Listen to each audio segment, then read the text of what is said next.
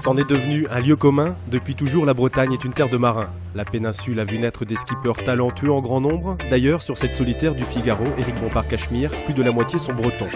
Quelques-uns ont grandi dans la baie de Morlaix. Il y a Armel Lecléache, considéré ici comme un véritable héros, ou encore Jérémy Bayou, que beaucoup connaissent depuis l'enfance. C'était un garçon qui avait de vraies aptitudes intellectuelles. Et à vrai dire, je n'ai pas été étonné qu'il fasse carrière dans la navigation, parce qu'il avait une propension à la solitude. Garçon extrêmement attachant, très volontaire, très sérieux, mais légèrement en retrait, mais une personnalité vraiment attrayante. Je suis un petit peu à la maison. Alors bon, maintenant je suis lorientais, parce qu'on s'est expatrié dans le Morbihan. Moi je suis né ici, j'ai tiré mes premiers bords ici, ma famille, mes parents habitent toujours ici et voilà, donc il y a beaucoup d'amis, beaucoup de connaissances que je revois ici à l'occasion de cette escale de la solitaire. La baie de Morlaix comme terrain de jeu idéal pour les sports nautiques. Le château du Taureau, monument historique conçu par Vauban, a même fait office d'école de voile de 1960 à 1980. Avec une telle histoire, les enfants du pays ne pouvaient que marquer de leur empreinte la course au large. En 10 ans, 6 d'entre eux ont remporté la solitaire du Figaro, Éric Bompard-Cachemire. Et avec la naissance du nouveau port de plaisance, la belle histoire continue. J'ai vu le béton se couler, tout le monde travaillait comme des fous pour que le port soit prêt. Et franchement, c'est un port dont Roscoff peut être fier, dont la baie de Morlaix peut être très fière. Pour moi, ça va être magnifique une fois que les aménagements paysagers vont être finis. C'est un port écologique, c'est un port bien conçu, bien intégré. Je trouve ça formidable. Le nouveau port de Roscoff fait déjà la fierté des habitants de toute la baie de Morlaix. Nicolas Troussel, Bruno Jourdain, Damien Cloarec, Jérémy Bayou et Armel Lecléache en sont les dignes ambassadeurs pour que son rayonnement soit mondial.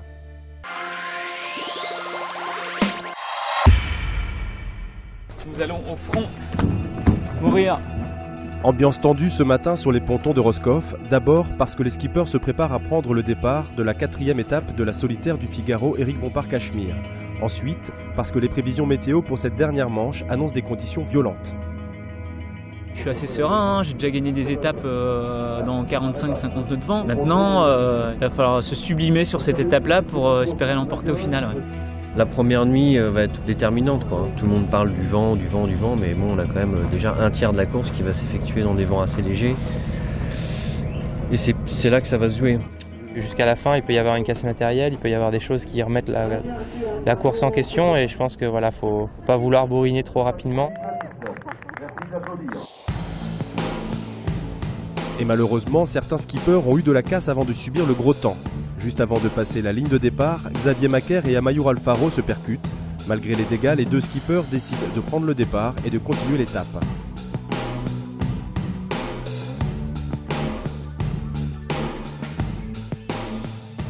Vincent Biarnès, lui, aura moins de chance. Après 2 heures de navigation, son été casse, le marin rentre au port. J'étais auprès, en train de contourner l'île de Bas, et puis...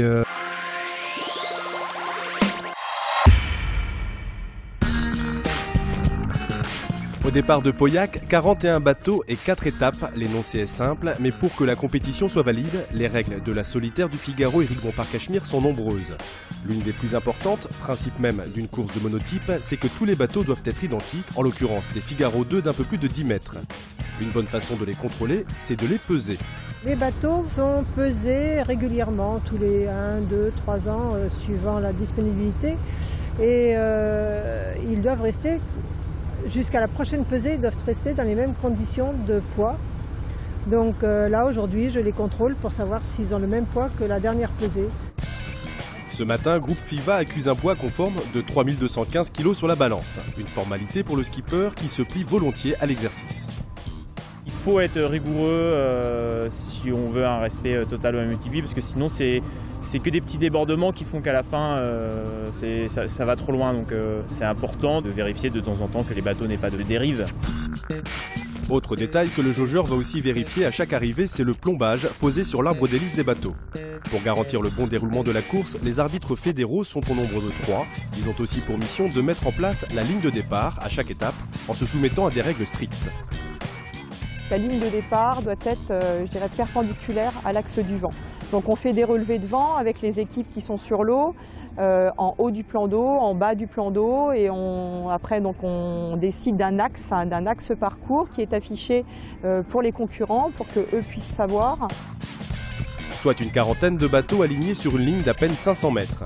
Pour le public, l'image est spectaculaire, pour les skippers, l'instant est délicat. Certains en sont des spécialistes et je pense qu'ils vont sans appréhension parce qu'en fait ils connaissent extrêmement bien les règles de course et ils savent naviguer bord à bord à moins de 1 mètre d'un autre bateau sans réellement sentir qu'il y a un risque. Pour ceux qui ne maîtrisent pas la chorégraphie, la règle est super simple, se maintenir à l'écart. Pour profiter de cette danse un peu risquée, rendez-vous demain à 13 h au nouveau port de Roscoff pour le départ de la 4e et dernière étape de la solitaire du Figaro, Éric Bompard-Cachemire.